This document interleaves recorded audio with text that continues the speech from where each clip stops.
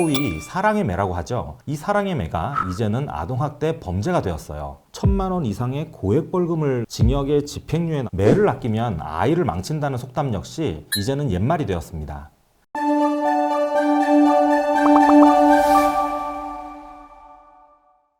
안녕하세요. 당신 곁에 김신 변호사입니다. 성인 10명 중 8명은 민법상 부모 징계권 폐지를 모른다는 사실 알고 계셨나요? 국제아동권리단체인 세이브 더 칠드런이 2021년에 성인 1,000명을 대상으로 조사한 결과 부모가 자녀를 징계할 수 있는 민법상 징계권 규정이 폐지되었다는 사실을 몰랐다라는 응답이 전체의 78.8%를 차지했습니다. 부모가 자녀를 징계할 수 있다는 인식에 법률적 근거가 되어주었던 징계권은 민법 제915조를 말하는 것인데요. 친권자는 그 자녀를 보호 또는 교양하기 위하여 필요한 징계를 할 수 있다라고 명시된 이 조항이죠. 이 조항은 1958년 민법이 제정된 이후 현재까지 유지되었으나 이 징계권 규정은 아동학대 가해자인 친권자의 항변 사유로 이용되는 등 아동학대를 정당화하는 데 악용될 소지가 있는 바 징계권 규정을 삭제함으로써 이를 방지하고 아동의 권리와 인권을 보호한다 라는 취지 아래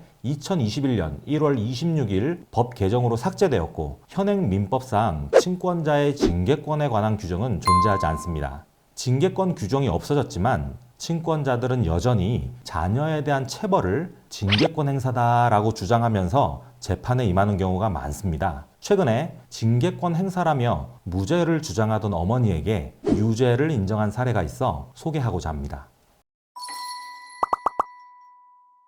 이 어머니는 7세 딸을 키우고 있었는데요. 아이가 옷을 정리하지 않거나 말을 듣지 않는다는 이유로 손이나 회초리를 이용해서 딸의 등, 허벅지, 손등을 수차례 때리는 등 11회에 걸쳐서 딸을 학대하였다라는 혐의로 재판을 받게 되었습니다. 이 재판에서 피고인은 자신의 행위가 딸이 잘 되기를 바라는 마음으로 한 사랑의 매, 즉 친권자의 정당한 징계권 행사라는 취지로 항변하였습니다. 법원은 친권자가 징계권이 아예 없다라고는 이야기하지 않았습니다. 다만 이 사건에서 피고인의 그 훈육 방법이 피해자 인격의 건전한 육성을 위하여 필요한 범위 안에서 상당한 방법으로 행사되었다고는 보기 어렵다. 그 자체로 피해자의 인격 성장에 장애를 가져올 우려가 커서 이를 정당한 징계권의 행사라고 보기도 어렵다라고 지적하였습니다. 그 후 지나가는 말로 지금은 민법상 징계권 규정도 삭제되어서 현행 민법상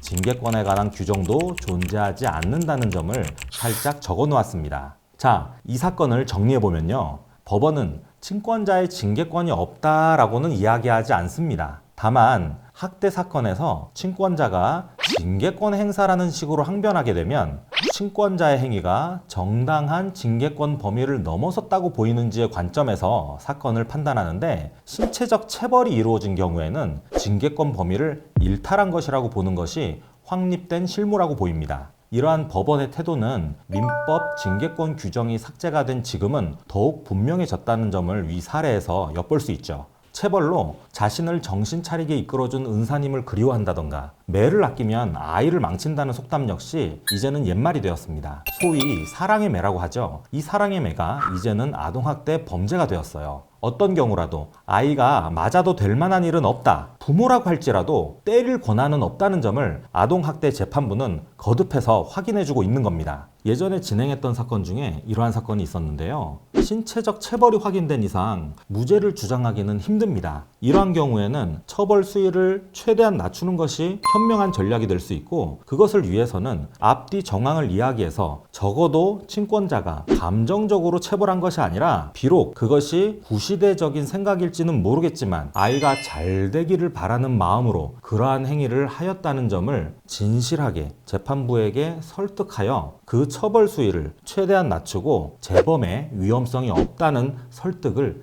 재판부에게 하는 것이 중요합니다. 이러한 소명이 재판부를 설득한 경우 징역의 집행유예 나올 것이 벌금으로 내려줄 수 있고 1,000만 원 이상의 고액 벌금을 선고하려다가 500만 원 정도의 벌금으로 낮춰줄 수도 있는 것입니다. 무죄가 되지 않는다고 포기하시면 안 됩니다. 끝까지 자신에게 유리한 점을 소명해서 지은 죄만큼만 처벌받도록 노력해야 합니다.